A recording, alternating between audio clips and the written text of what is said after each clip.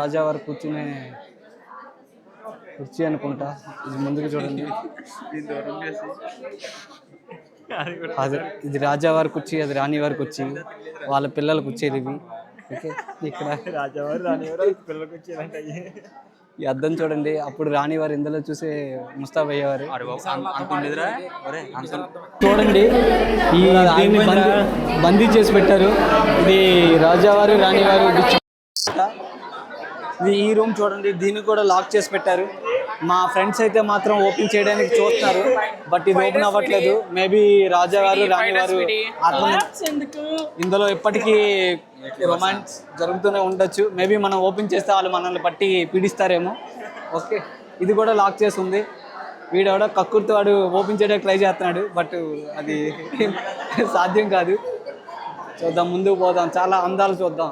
ఇంకా మనం ఇప్పటికి ఒక 10% ప్యాలెస్లో తిరిగాం, ఇంకా చూడడానికి చాలా అందాలు ఉన్నాయి. మీకు ఇంకా చాలా చాలా చూపిస్తాం.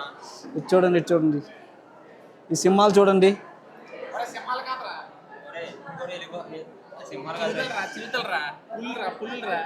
అప్పట్లో ఏ విధంగా గుర్రాలని వాడేవారు ఈయన ఇక్కడ చూస్తే మీకు క్లియర్గా అర్థమవుతుంది. ఏనుగుల మీద, గుర్రాల మీద సైనికులు ఎటువంటి ఇలా వాళ్ళ ఆ రోజుల్లో చూడండి. ఇప్పుడు ఉండేటట్టు పోలీసులు అప్పుడు సైనికులు ఏ విధంగా డ్రెస్ కోడ్ చేసి ఎంతగా డిసిప్లైన్గా రాజావారి ఇన్స్ట్రక్షన్స్ ఫాలో అయ్యేవారు. ఇంకా ముందుకు పోదాం. చూడండి మా ఫ్రెండ్స్, చూడండి ఈ అద్దంలో వాళ్ళు రెడీ అవ్వడానికి ట్రై చేస్తున్నారు, బట్ వాళ్ళకి అర్థం కావట్లేదు ఎంత దూరం అలానే ఉంటామని. చూడండి, ఇక్కడ ఒక బాబు ఉన్నాడు, వాడిది ఉందా లేదని చెక్ చేస్తున్నాడు.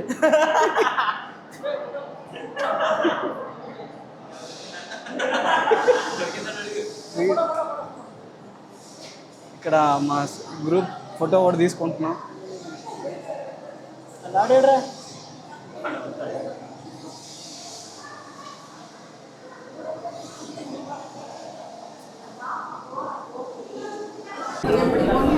ఈ యొక్క అద్దాన్ని చూస్తే అసలు మతిమారి. గాయస్ ఇటువైపేనా? ఓకే, ఇప్పటికైతే ఫస్ట్ ఫ్లోర్లో ఉన్న ఏ అందాలో ప్యాలెస్ చూపించా. ఇప్పుడు సెకండ్ ఫ్లోర్కి మనం వెళ్తున్నాం, చూస్తూ ఉండండి. ఇంకా ఇక్కడ ఏమేమి దాగి ఉన్నాయో మీకు మంచిగా చూపిస్తా. ఇక్కడ చూడండి రాజావారు ఎలా కూర్చున్నారు, మంత్రి ఏ విధంగా ఉన్నారు. అసలు ఈ విగ్రహాన్ని చూస్తే రియల్గా కూర్చుంటే మనకి వా ఈ అద్భుతం చూడండి, మహా అద్భుతం. ఆ రోజుల్లో ఎలా ఇచ్చేసారనేది మనకి ఒక మిస్టరీ అనేది చెప్పుకోవచ్చు. అసలు ఎంత సుందరంగా, ఎంత అందమైన శిల్పులతో చెక్కబడిందో ఇది అర్థం కావట్లేదు నాకైతే. రియల్గా ఇది వెరీ అమేజింగ్ ప్యాలెస్ మనం చెప్పవచ్చు. ఇంకో రూమ్ ఇక్కడ జరిగిద్దిరా మండపం కూర్చున్నాం. ఇక్కడైతే కనిపిస్తుంది ఏంటంటే ఆ రోజుల్లో నర్తనశాల అనేది చెప్తున్నారు. ఇది నర్తనశాల అనేది ఈ రోజుల్లో ఇటువంటిది మనం ఎక్కడ చూడలేమేమో. మహా అద్భుతం, ఇది మహా అద్భుతం. చూడండి అసలు ఈ పిల్లర్స్ కానీ, ఈ డిజైనింగ్ కానీ ఎంత అద్భుతంగా ఉన్నాయి. ఇంకా ముందుకు వెళ్దాం గైస్. అసలు ఈ కళాకారులకి ఆ రోజుల్లో ఎంత నైపుణ్యం ఉందో మనం దీన్ని చూసి మనం నేర్చుకోవచ్చు. ఈ శిల్పం చూడండి, ఎవరు చెక్కిన శిల్పమో తెలియదు కానీ ఈ శిల్పం వెనుక ఎంతమంది కళాకారులు హస్తమందో తెలియదు. రాజులు రాణి వారు వాడే ఆభరణాలు అనుకుంటా, చాలా షోకేస్లో పెట్టి చాలా చూడడానికి చూడముచ్చటగా ఉన్నాయి. ఇంకా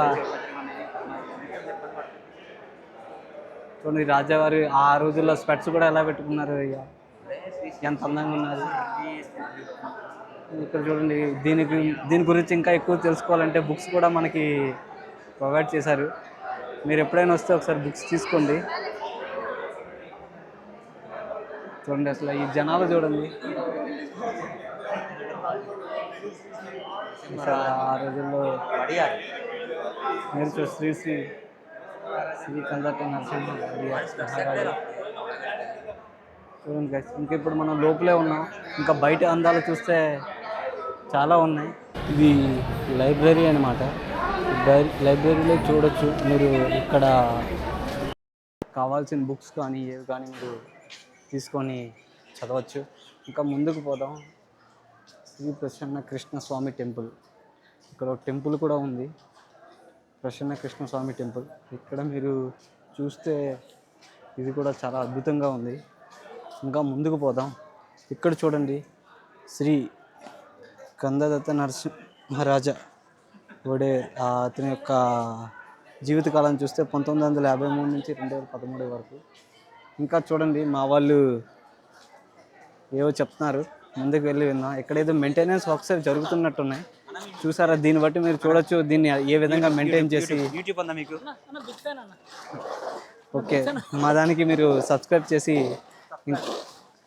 ఇంకా దాన్ని ఇంకా ముందుకు వెళ్దాం. అది చూడండి, ఒక గుడిలా కనిపిస్తూ ఉంది. చూడండి ఆ గార్డెన్ చూడండి. ఆ రోజుల్లో అప్పట్లో రాజావారు రాణివారు. ఇంకా ముందుకు పోదాం గాయస్, ఇంకా ముందుకు పోదాం. చూడండి అప్పట్లో ఎంత పెద్ద చెట్లు చూడండి. అసలు అప్పుడు ఏనంటారా, అప్పట్లో ఎక్కడి నుంచో తెచ్చి వేశారంట ఈ చెట్టు. దీన్ని చూస్తే, దీన్ని ఛాయలు చూస్తే మనకి దగ్గర ఒక 1000 మంది వరకు ఈ చెట్ల కింద కూర్చొని సేద తీరవచ్చు. చూసారా, ఈ పువ్వులు చూడండి. పువ్వులు కదా ఆకులు, దానికి ఉన్న పువ్వులు చూడండి ఎంత ఆనందపరుస్తున్నాయి. అసలు చాలా చక్కగా మెయింటైన్ చేస్తున్నారు. దానికైతే నేను ఫిదా అయిపోయా అసలు. గాయస్, ఇప్పుడు మీరు చూడొచ్చు, ఇది మన ప్యాలెస్ యొక్క ఫ్రంట్ వ్యూ ఎలా ఉందో చూడొచ్చు. అసలు అది చెప్పాలంటే నా మాటల్లో రావడం లేదు. అసలు ఆ గోపురాలు చూసారా, ఆ సెంటర్లో ఉన్న గోపురం కానీ చివరిలో ఉన్న గోపురాలు కానీ అసలు ఎంత చక్కగా మన అప్పట్లో ఈ రోజుల్లో కూడా ఇంత టెక్నాలజీ వచ్చిన తర్వాత కూడా ఇంత చక్కగా చేయలేరేమో.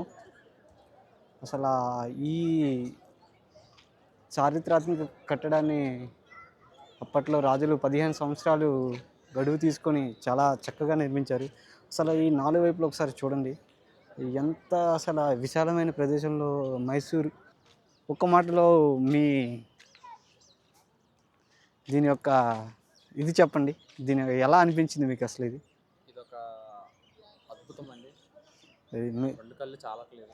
అది చూడండి, ఎవరికడిగినా ఇదే సమాధానం చెప్తున్నారు. సమాజం కాదండి, సమాధానం. మైసూర్ ప్యాలెస్ చూసుకున్నాము. ఇప్పుడు ఇక్కడ నుంచి హైదరాబాద్ 721 కిలోమీటర్స్ చూపిస్తుంది. నైట్ ఎంత కుదిరితే అంత కొట్టి స్లీప్ వేసి మార్నింగ్ వేసి హైదరాబాద్ వెళ్ళిపోతాం. ఇక్కడతో సౌత్ కేరళ ట్రిప్ కంప్లీట్ అయిపోద్ది. ఈరోజే లాస్ట్, ఇంకా గట్టిగా కొడితే అయిపోయినట్టే.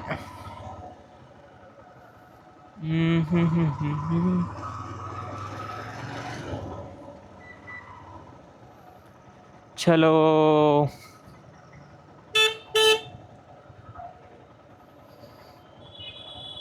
సిటీ.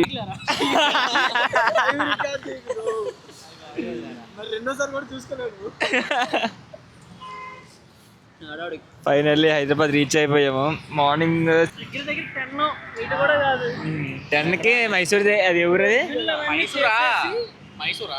మైసూర్ నుంచి 50 కిలోమీటర్ వచ్చి అనుకుంటా, అంతే కదా. ఇప్పుడు హైదరాబాద్ వచ్చేసరికి టైం ఎంత అయింది? టైం ఎంత అయింది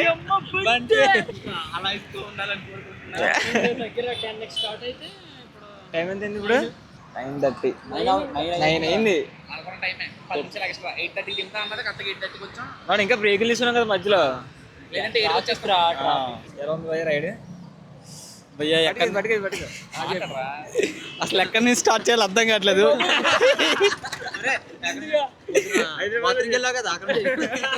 లేదు, ఇప్పుడే వచ్చాం కదా, చెప్పాలంటే బాగా వాసిపోయింది ఇప్పుడే. లేదు అవి అయితే ముందుగా చెప్పాలంటే నేను అసలు నవ్వుతారండి భయ్యా, తినండి. నేను యాక్చువల్గా అయితే ఇలాంటి ట్రిప్ ఒకటి అంటూ నేను నా లైఫ్లో చేస్తానని అయితే అనుకోలేదు. ఇది కూడా చెప్పిన తర్వాత కూడా నేను వచ్చినంత వరకు, ఇక్కడ హైదరాబాద్ వచ్చినంత వరకు కూడా నేను బిలీవ్ చేయలేదు నేను ఈ ట్రిప్ అంటూ వెళ్తాను ఇలా ఉంటుందని చెప్పి. ఫస్ట్ మా బావ చెప్పాడు, వాడు 10 days ట్రిప్ రా అనేసరికి నేను ఈడు గణేష్ గారు చెప్పేసరికి 10 days అనేసరికి నేను అసలు ఎక్స్పెక్ట్ చేయలేదు. నేను 10 days నాకు లీవ్ ఇస్తారా ఎవరా నేను చేస్తున్న దానికి. సరే ఫైనల్లీ ఏదో విధంగా లీవ్ సెట్ అయ్యి వచ్చాను. వచ్చిన తర్వాత ఫస్ట్ డే స్టార్ట్ అయ్యాను. ఫస్ట్ నేనైతే అనుకున్నాను ఏంది వీళ్ళు ముగ్గురు అన్నారు. నేనైతే నిజం నా ఒపీనియన్ అయితే బ్రో, ఫస్ట్ 10 రోజుల బైక్ మీద ఎలా వెళ్తాం, ఎన్ని రోజులు ఎక్కడ ఉంటాం, ఎక్కడ పడుకుంటాం, 2 places అసలు నేను అనుకో ఎక్కడ అంటే డైలీ ఎలా స్పెండ్ అంటే నాలో చాలా క్వశ్చన్స్ అయితే ఉండి. బట్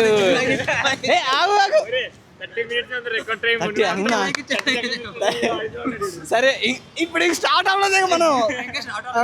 ఇంక ఓకే, ఫస్ట్ డే అయితే ఎలా అన్ని తర్వాత స్టార్ట్ అయిన తర్వాత ఫస్ట్ రోజు ఒక 283 kilometers వెళ్ళాం. అప్పుడు ఫస్ట్ రోజు చూసాను 10 days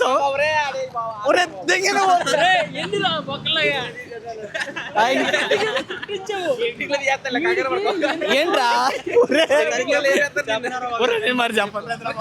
నేను మరి ఒకటే నేను చెప్పాలనుకుంటాను. రియల్గా నాకు చిన్నప్పుడు కోరుకుండేది అనమాట. అదేంటంటే చెప్పింది బ్రో, ఎలా అంటే నేను కాలేజ్ టైంలో కానీ ఇంకా వన్స్ జాబ్ వచ్చిన తర్వాత కూడా చూసేవాడిని, అరే రైడర్స్ వెళ్తున్నారా, ఎక్కడికి వెళ్తున్నారా అంటే ఈ డ్రెస్ కోడ్ కానీ ఈ బైక్స్ కానీ చూస్తే అరే నా లైఫ్లో నేనేమైనా ఇప్పుడైనా వాళ్ళకి వెళ్ళగలరా అనే చిన్న ఫీల్ ఉండేది.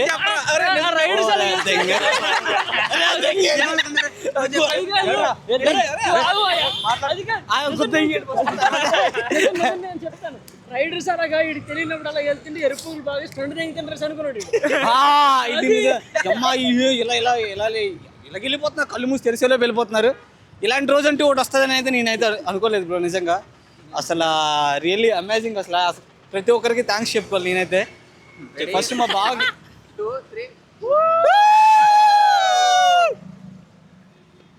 థ్యాంక్ యూ బ్రో ప్రతి ఒక్కరికి. నేనైతే ఇంకా ఇయర్లీ ఇలాంటిది ఒక ట్రిప్ ఉంటే ఇంకా ఒక ఇయర్ మొత్తం గుర్తుకుంటే అంటే జ్ఞాపకాలు ఇచ్చారు మీరు. Really thank you bro. మన టీమ్ లీడర్ చాలా థ్యాంక్ యూ. సీన్ బ్రో నువ్వు చాలా నా బ్రో కూడా partner. Thank you bro. Okay next Srinu bro చెప్తాడు. చెప్పు నువ్వే, నీదే ఇంకా చెప్పు. ఏం చెప్పాలి, బాబు పెద్ద స్క్రిప్ట్ ఏం లేదు అక్కడ. అంతేం లేదు. అంతే నన్ను అడిగితే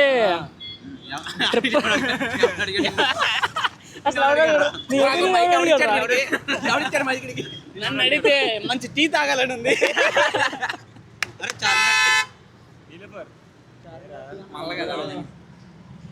సో ట్రిప్ స్టార్ట్ అయినంత వరకు నాకు నమ్మకం లేదు ట్రిప్ వెళ్తామని చెప్పి. బట్ ఎలాగోలా కానిచ్చేసాం. చాలా బాగా అయిపోయింది ట్రిప్. ఎలాగోలా ఏంటి సూపరు బంపరు దెబ్బ.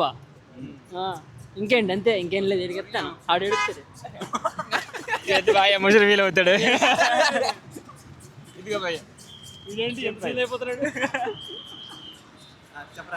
హాయ్ అండి.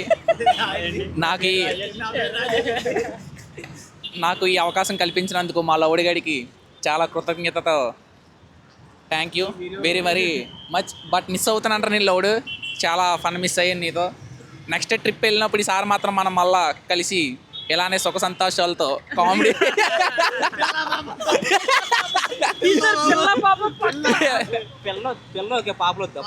ఇలానే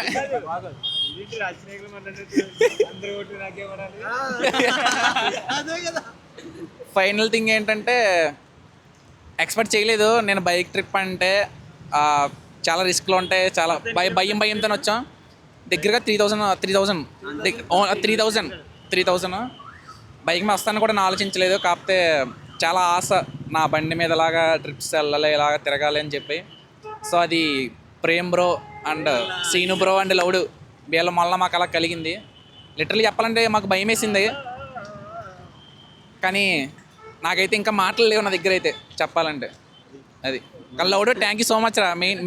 మెయిన్ పర్సన్ లౌడ్ గాడు, ఆడు లేడు, సో వాడికి thank you very much. And మమ్మల్ని భరించినందుకు ప్రేమ్ బ్రో అండ్ కానీ సీను బ్రోకి చాలా చాలా థ్యాంక్స్. అన్నీ అర్థం చేసుకొని మాకు అనుకూలంగా డేట్స్ అవన్నీ మార్చి ప్లేసెస్ కూడా మార్చేయండి, మాకు అనుకూలంగా మార్చుకున్నారు. చాలా చాలా థ్యాంక్స్ బ్రో అర్థం చేసుకున్నందుకు. అంతే, నాది అయిపోయింది. సీను బ్రో ఎక్కడ మాట్లాడుతున్నా? మేము ట్రిప్ ప్లాన్ చేసుకున్నాక బక్కోడు స్టోరీ పెట్టాడు అనమాట.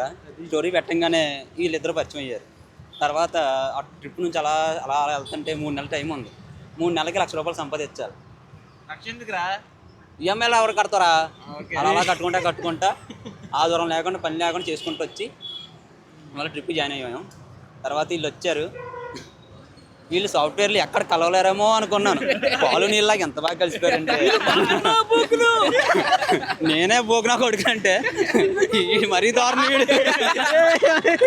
వీడు అసలు చెప్పక్కర్లేదు అనుకో.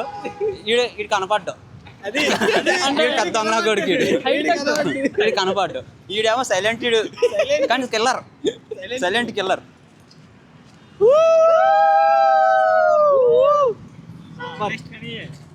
తిరిగి వస్తాము రావు అనుకున్నాను ఫస్ట్. ఎలాగలా దేవుడి దళ తిరిగి వచ్చాను. ఇప్పుడు ఇక్కడ సామలకోట వెళ్ళాలి.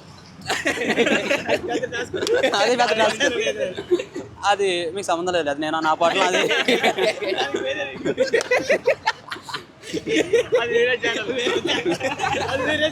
అది నేను అక్కడికి వెళ్ళాక ఫోన్ చేసి చెప్తాను అందరికి. ఫోన్ చేయకపోతే మీరు చెయ్యండి రోజు, మీరు వదిలేకండి. కానీ బాగుంది, బండ్లు బాగా నడిపారు, అందరూ బాగా నడిపారు, బాగా దగ్గర. ఆఫ్ రోడింగ్ అయితే నేను బండ్లు ఎగరేసాను, నాకు చాలా ఇష్టం. ఎన్నో ఆటంకాలు వచ్చాయి, క్లచ్ వైర్లు తెగిపోవడం. ట్రిప్ మొత్తంలో అనిపించలేదు తిరిగి వస్తానో లేదని, కానీ ఆఫ్ రోడింగ్ టైంలో నాకు కెమెరా పట్టుకొని వీడియో తీస్తే నాకు అనిపించింది. నేను నిజంగానే కెమెరామెన్ నెవర్ డైస్, దాన్ని బతికించాను. నా మాట్లాడు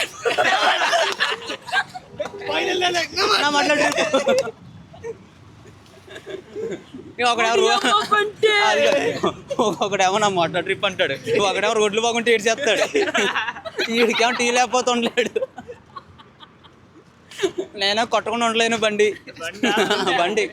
కానీ కేరళ రోడ్లు అయితే చాలా బాగున్నాయి, అమ్మాయిలు కూడా చాలా బాగున్నారు. ఘాట్ రోడ్లు చెత్త కొట్టాం